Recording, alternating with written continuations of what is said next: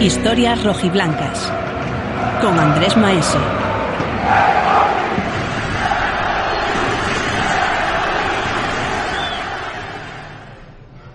Me encuentro en una cafetería céntrica en Gijón para recordar la mejor temporada en su historia del Sporting de Gijón. Hace ya 43 años. Fue ayer. Antes de ayer, sí. Temporada 78-79. Le acaban de escuchar. Yo creo que por el acento se pueden imaginar quién es el invitado de este podcast en el que repasamos historias del Sporting. Y no es otro que, yo creo que si les digo que piensen los 3 mejores jugadores en la historia del Sporting, uno de ellos puede ser tú. Sí, probablemente. La gente yo creo que se acuerda de ti. Sí, bueno, yo por lo menos lo veo en la calle. Don Enzo Ferrero. Buenos días, ¿qué tal? Bienvenido a este podcast donde repasamos en el diario El Comercio la historia del Sporting. Tú eres historia del Sporting. Sí, yo soy una historia viva del Sporting. No cabe duda que les guste o no a aquellos que quieran o no, pues desgraciadamente o afortunadamente yo he vivido los momentos más importantes o más sobresalientes de la historia buena del Sporting. ¿Hay gente que no te quiere? Pues hay de todo. Bueno, yo creo que se te quiere más que... Sí, por supuesto. ¿No? Por Recibes supuesto. más cariño. No, yo solo tengo palabras de agradecimiento y por eso me he quedado siendo un gijonés más en esta tierra tan maravillosa y me siento asturiano totalmente y gijonés sobre todo, lógicamente. Lo que no se te ha ido es el acento después de tantos años. Es que es como, siempre lo digo, el tema no es que no se te vaya. Estoy en mitad del mar, porque en Argentina a los españoles se les llama gallegos porque no se les va nunca el acento, y es verdad, no se te queda ese rastro, porque también hay mucho argentino por España y por todos lados, no cabe duda que tanto los españoles como los italianos están en todas partes del mundo, y los argentinos también. Bueno, me he querido tomar un café contigo para repasar, como ya habíamos hablado anteriormente, esa temporada magnífica, ¿no? 78-79, en la que tú, evidentemente, formas parte importante. Sí, la verdad es que fue la temporada más importante de la historia del Sporting de Gijón. Salimos subcampeones de Liga, que es el torneo de la regularidad, que es el torneo más importante, y merecimos ser campeones. La verdad es que merecimos ser campeones. Hubo mucha mano detrás, mucho peso de los equipos grandes, como siempre, y en esa época, gracias a Dios, fue cuando los equipos como el Sporting, como la Real Sociedad, como el Bilbao, estábamos por encima del Barcelona y del Real Madrid y del Atlético de Madrid, que eran los grandes, pero que futbolísticamente, por los motivos que fueran, estaban en situaciones que nosotros podíamos competirles e incluso ganarles. Estoy viendo una fotografía de la época, te los voy a nombrar en función de cómo están situados en la fotografía. Doria, Castro, Ciriaco, Joaquín, Recha, Cundi, Redondo, Morán, Mesa, Quini y Ferrero. El mejor equipo de la historia, para mí. De memoria, ¿no? De memoria, porque el de ese año, los titulares, los 2 centrales, para mí eran de lo mejor. Reza y Doria eran impresionantes, 2 centrales extraordinarios. Luego lo suplieron Maceda, que ya estaba en el equipo, pero entraba cada tanto, y Jiménez, que se convirtieron también en 2 grandes baluartes y jugadores también muy importantes en la historia del Sporting. Pero Reza y Doria es como hoy por hoy, por ejemplo, compararlo con la selección española. Y hoy por hoy, si estuvieran bien y quisieran estar allí, hoy Piqué y Ramos serían los titulares indiscutibles en la Eurocopa 2021. Hoy por hoy, estando bien y queriendo estar en la selección, lógicamente. Yo creo que a mucha gente que nos escucha se le hace complicado que comparemos a 2 centrales del Sporting con Piqué y Ramos, que son los 2 mejores centrales de España. O sea, es decir, alguien del Sporting que no tenga la edad, que no haya vivido aquel Sporting. No lo vivió. El que lo vivió sabe que a nosotros, una de las cosas que más me han asombrado fue el final de la temporada. en la historia de mi vida. Bueno, estamos juntos en palco viendo los partidos y nos quedamos asombrados de lo que vemos. Sí. Que a veces se aplaude que un tío tire la pelota, no la saque del campo de milagro. Y lo que me ha asombrado es que a nosotros, en aquella época, que estábamos tan acostumbrados a estar entre los 4 primeros, no hay que olvidar que estuvimos 10 años jugando Champions, lo que soy Champions, sí. UEFA, subcampeones de Liga, finales de Copa, o sea, el equipo estaba arriba de todo. Entonces la gente estaba tan acostumbrada incluso a ver buen fútbol, que era lo que quería la gente, el público, ver buen fútbol. Y entonces no nos permitían jugar para atrás.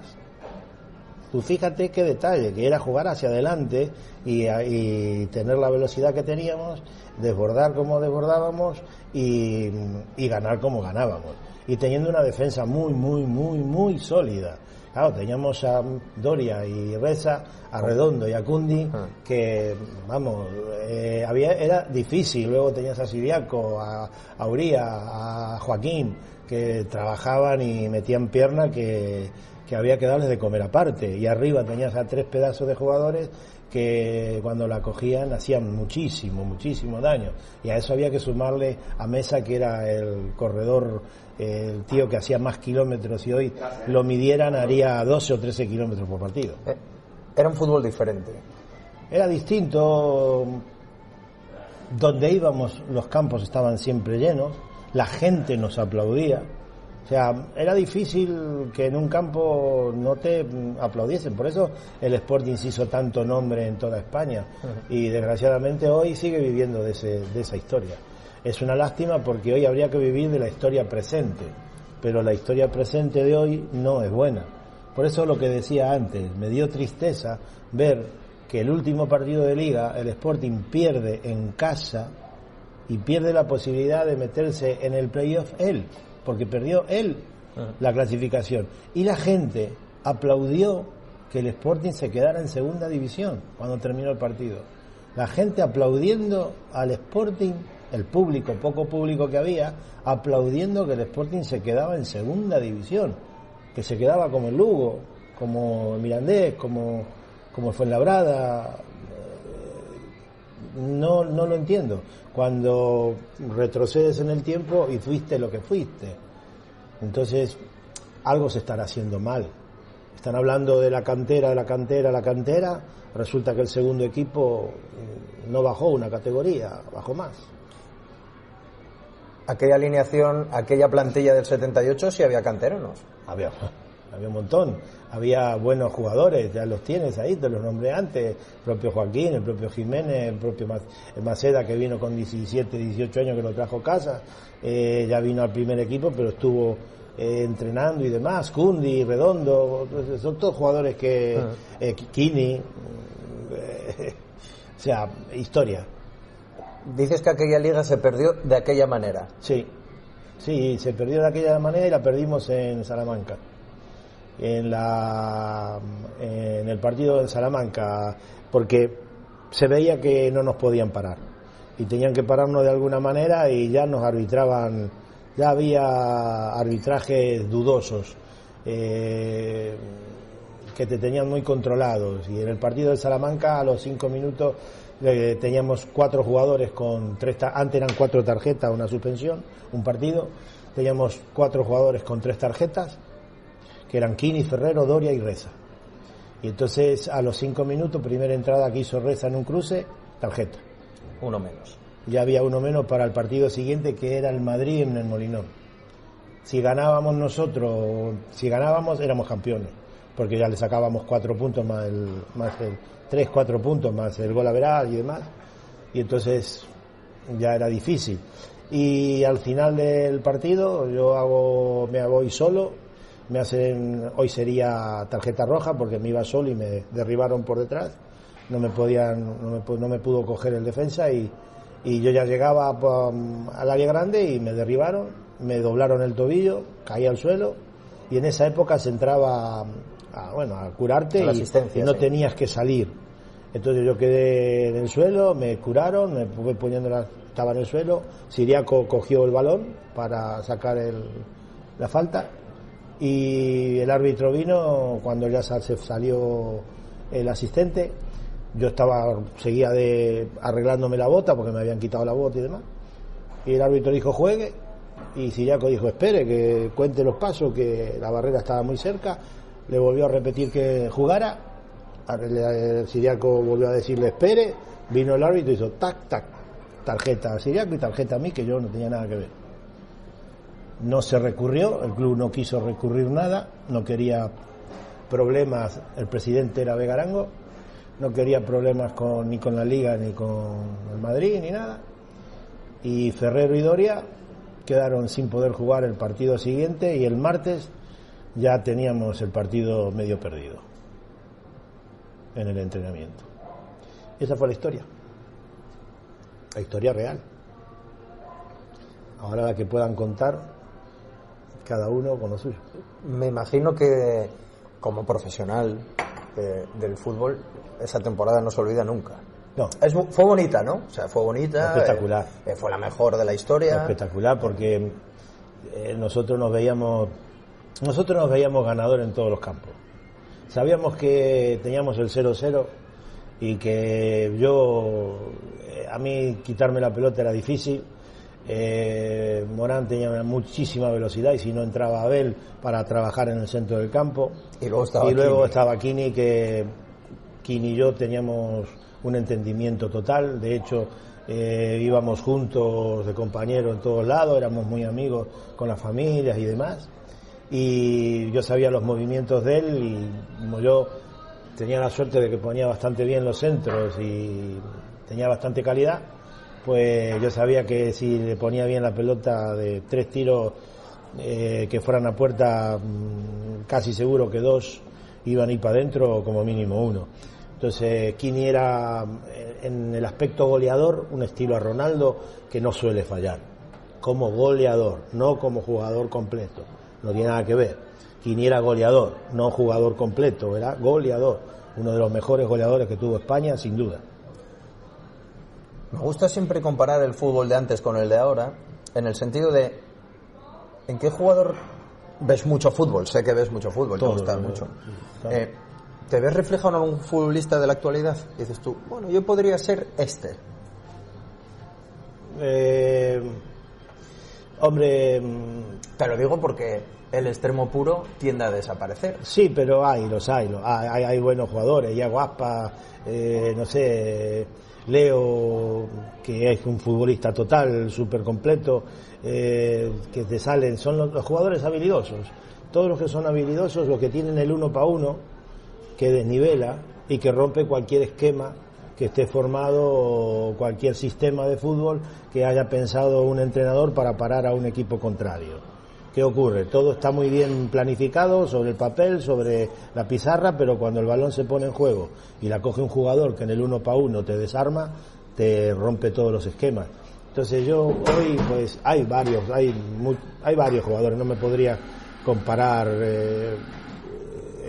con muchos, pero bueno, siempre me gustaron ver la habilidad, siempre me gustó ver el tema del dribbling y todo eso, ¿no? Por ejemplo, la velocidad que tiene Carrasco en el Atlético de Madrid, cuando está, el cambio de ritmo, cuando tiene el día bueno, Joao Félix, cuando tiene ese día bueno de genialidad, y no sé, por ejemplo Benzema, que es un jugador impresionante, con un nivel de fútbol extraordinario, y bueno, y sobre todo ver al monstruo, ¿no? A lo más grande que he visto yo en la historia, y he tenido la suerte, quitando a Di Stéfano, de haber jugado y haber visto a todos. Yo tuve la suerte de jugar contra Pelé, tuve la suerte de jugar contra Cruyff, tuve la suerte de jugar con Maradona, y tuve la gran suerte de poder ver a Messi in situ y verlo y sufrirlo en el Molinón. Al único que no pude ver, que lo he visto por televisión, pero no jugué contra él, ni vi ningún partido en directo, es Alfredo Di Stéfano. Digo, dejaste esa duda del más grande. Yo tenía dudas si iba a ser argentino o portugués. No, para mí como goleador es Cristiano. Como goleador para mí es Cristiano, pero como jugador total es Messi. Messi es lo más grande que ha habido en la historia, porque Messi tiene todos los parámetros, incluso lo más difícil. Los argumentos te matan, porque Messi es en el tiempo, lleva 15 años siendo el número 1 y los números están ahí para verlos. O sea, Messi, además de ser un fenómeno futbolísticamente hablando, es que es goleador también, y además es asistente, entre goles y asistencia bate todos los récords. Sin embargo, Cristiano es goleador, es un gran goleador, todavía hoy va a seguir metiendo goles. Cristiano recibe 3 balones y él tiene la portería, entonces de 3 lo mismo que Kini, tenía la portería en la cabeza. Cristiano tira 3 tiros, van 3 tiros a puerta y muy posiblemente 2 vayan para adentro o 1 seguro. Así era Kini. Y así era Kini.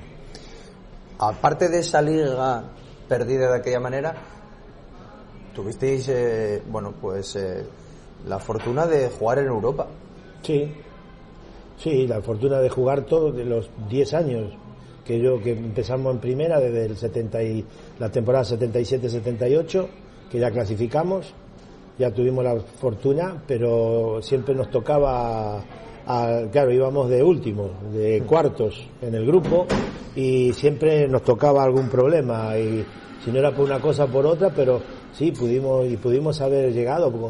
Me acuerdo en una eliminatoria que fue contra el Bohemia de Praga, y una eliminatoria que la podíamos haber pasado perfectamente, y aquí tuvimos mala suerte y quedamos eliminados en la segunda serie, en la segunda vuelta, y así fue, la historia. Y después las 2 finales de Copa, que son otras 2 históricas. No Sporting, el problema es que tú estás hablando del PAC, como es el nombre de la historia del Sporting, me vas a tener que llamar varias veces, porque en los momentos históricos del Sporting estoy yo, les guste o no les guste a los que dirigen, o sea que a mí me tienen que tragar porque sí. En esa temporada 78. El problema es que si me quitan de la historia, no hay historia, porque se borran.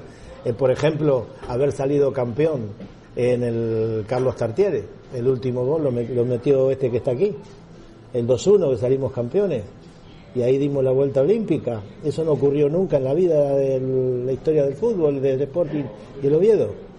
Y resulta que tuve que ser yo el que metiera el segundo gol y ganamos 2-1. ¿Sí? El máximo goleador de la UEFA parece ser que soy yo. Parece. El gol olímpico del debut contra el Torino parece ser que fui yo. No sé. Parece. Son recuerdos que no se olvida a nadie.